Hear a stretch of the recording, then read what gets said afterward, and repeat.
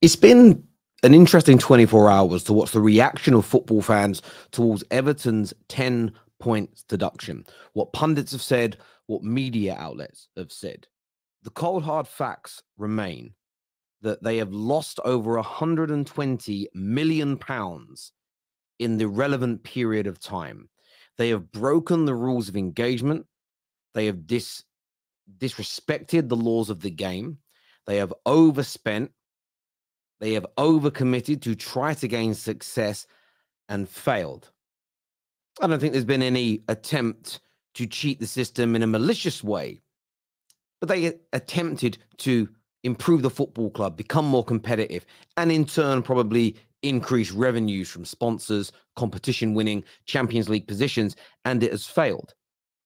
And the response that we are seeing from pundits, the response that we are seeing from ex-professionals, I understand Everton fans fighting for their club. For me, this is a team that has broken a huge rule, has acted in a way that has damaged other football clubs, has led to other football clubs being relegated, and they are being defended.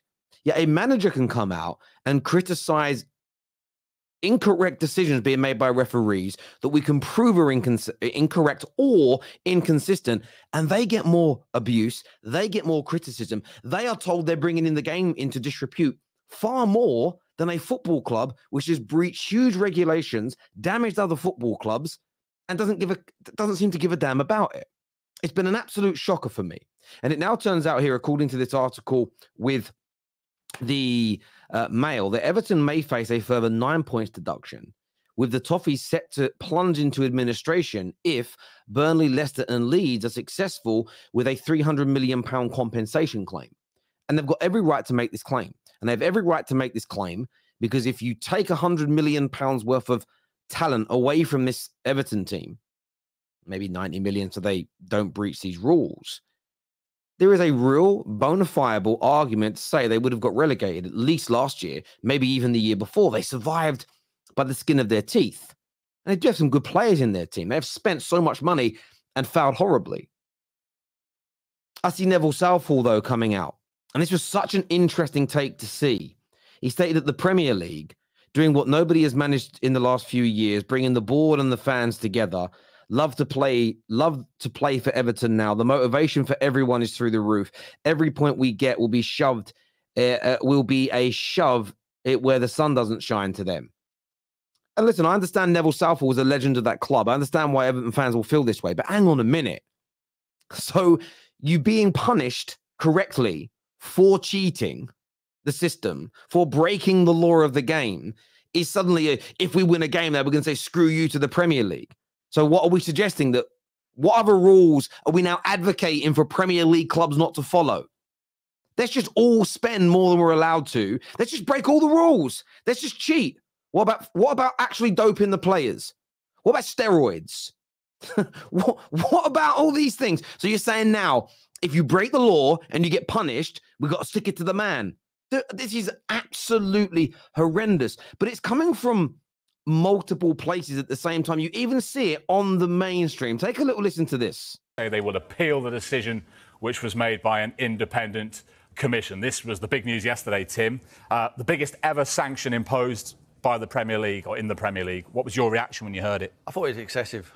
Excessive? How is it excessive? What's excessive is the spending that Everton did, the losses they made, and the breaking of the rules. Now, you can call it cheating, you can call it just breaking of the rules. I don't really care. They've breached the rules. They have breached the profit and sustainability rules. And I'm glad to see the Premier League actually issue good quality punishments for breaking these rules. I'm glad they haven't bottled it. I think it's a bit much. Not sure if they got a right for an appeal, maybe to get it reduced somewhat. I think it plays into Sean Dyche's hands. I really do. I know that might sound ridiculous, but anyone's a neutral out there who loves football and loves the big clubs in the Premier League. I'm certainly an Everton fan now moving forward. I don't want them to get relegated with this 10-point. Imagine this. Everton break the rules and suddenly now everyone's on their side. But yet in recent weeks, managers like Jurgen Klopp, managers like Mikel Arteta have come out called out the ludicrousy in VAR decisions, and they are called out for bringing football into disrepute, for hurting football, for damaging it, for being sore losers. A club cheats. A club breaches the rules. Oh, I'm backing them now. I'm getting right behind them. Honestly, I want my football club to stick needles in the arses of every single player, roid us up to the max, juice us out of our heads, win something. We're going to get fans. Don't forget FFP. Let's all break the rules because we're getting fans from it. What am I listening to? It is horrendous to hear this. It truly, truly is. I saw this tweet as well. And this will trigger people, but L here, I don't know who he is, respect to him. He says, should a club with this 5-year record receive a 10-point deduction? So it shows Everton in 23-24, 36 million profit, 22-23, 21 million profit, 21-22, 5 million profit. And then it says, obviously, 2021, 59 million losses. Year before that, 29 million losses. And then this is my favorite. It says 18th in the net spend table of 20. 19 of the teams have a negative figure. Yeah, like I've told you all before. Firstly, in the retrospect, in the period being looked at, I don't think it includes the last couple of years, by the way. It's historic. You lost 124 million pounds. That is what you're being punished for, not the improvement since. That's irrelevant. You know, if you break the law today, go and nick a car in 2018 and get caught. But then the 2 years after that, while your case is in court, you don't nick anymore. That doesn't help you. You're still going to get punished. Okay. Equally, net spend has been, never will be real. It's not used by clubs, leagues. It's not a way of measuring financial stability at your football club. It is a media-created nonsense. It's a media-created nonsense. Net spend has never worked on the basic premise of you've sold £100 million worth of players and you've bought 80 million, therefore you are plus 20 million. What are the agents' fees? What are the salary differences? What are the bonus differences, as an example? There's so many things to factor in. Just signing one player, increase revenue, bring in additional sponsors that make more money. It's so multi-layered. This idea of we had good net spend, so how does this happen, is because the media have not educated football fans well enough. Net spend is not damn real. What's also interesting about this is, like I said earlier, and I want to get onto City and Chelsea in a minute and their fans and what's going on there. But this is crazy. I've seen multiple pundits on TalkSport, Sky, TNT, fans, ex-pros, I'm an Everton fan now. I'm behind them. It's a disgrace that they've been punished, even though they've cheated, even though they've breached regulation, even though they've broken laws. But then you get this response to a manager trying to improve football. Take a little listen to this. I think he's, you know, I think the decision that he's obviously moaning about. Look, we all know the referees, you know, can have a bit of a stinker, and VAR has let teams down. But Gary O'Neill should be the one who should be coming out making statements because he's had some howlers. That decision that went against him against Newcastle, when I've listened to it back on the Sky Sports stuff where they've actually looked at it and gone through the process of, they got it. You know, it wasn't conclusive that the ball was out. It wasn't a clear and obvious error that it was a foul on Gabriel. It's a goal, and you know, like. All right, it took time. All right, it took some, you know, a few minutes, and that's frustrating, and they can improve that, and how can they make things quicker? But the decision was right. And for him to come out and slaughter the referees, you know, when referees taking enough stick at the moment, and it just puts more pressure on referees and more stick coming their way, I think he's out of order, and I think he deserves a ban. I totally agree, because what can a referee do now? So think about this. A manager deserves a ban for calling out what we all know to be huge inconsistencies. It's been, I don't even want to get into it in this video and waste more time, but we've already debunked what Howard Webb said based on previous decision made, ruined them, destroyed it, killed it. The media didn't, we had to do it. Ban Arteta. Ban Arteta. We've heard calls for De Zerbi to be banned as well. But a club breaking the rules of the game, spending exponentially more than they're allowed to achieve an advantage over a rival, financially doping the system. Oh, I'm a fan now. Let's get behind them. Don't ban them. Don't take any points away. Oh, how dare you punish Everton? But Arteta trying to get football improved is crazy.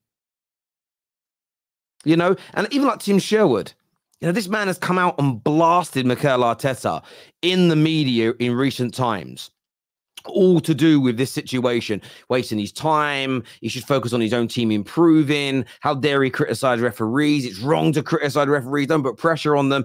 Out here defending Everton for being cheats. Listen, there is hatred for the big clubs. The Arsenals, listen, and Man United is not involved in this conversation right now, but if it was Man United complaining about the decisions, we'd be getting dragged over the coals. But defending Everton, crazy. It really is. And then you look at this part of it here that says, given the 10-point deduction handed to Everton, the threat of a 30-point deduction or automatic relegation from the Premier League would be very real for both Man City and Chelsea should charges be proven in an independent regulatory commission. The fact that, again, Arteta and Jurgen Klopp and De Zerbi are getting more attention for rightfully calling out VAR, the fact that Erik ten Hag is getting more attention for how the team is performing, more so than the fact that Chelsea have admitted to huge financial irregularities in previous deals during the Roman Abramovich era. There is an independent review, which has now been reported to the Premier League, that's been investigated. Chelsea have held their hands up and said, look, we're going to give you full access to everything. We also believe there's been a lot of offshore payments and a lot of shenanigans going on. Man City's situation, they have been charged with 115. Now, look, everybody wants to wait and see the outcome of this potentially before they judge it. But the fact that managers like De Zerbi and Arteta and Klopp, who are being ridiculed, who are being slagged off and attacked for wanting football to be better, for calling out correctly these awful decisions being made by VAR. You've got managers like Ten Hag, I get it, criticize how he's playing football, but yet teams, some of them which have admitted to cheating, some of which, like Everton, have been proven to be cheating, and with Man City facing 115 charges, many of which accusations of huge financial doping, huge financial manipulation to be able to create these great teams that play brilliant football, and yet there is silence. And a part of me hopes that City and Chelsea are innocent, because I wouldn't like to think of these teams, damaging these huge fan bases that they've garnished, the trophies that they've won, not meaning as much anymore. A part of me really does hope that they are innocent. But I guarantee you, if they're not, and they're punished heavily, they'll get more support than a manager calling out a ref. They'll get more support than a manager who's struggling to get his team to play well at the moment. And I don't understand it. I need you, the Football Terrace community, genuinely to make this make sense to me, because I'm really, really confused. Hit the like button, subscribe, and we'll see you all again. Peace.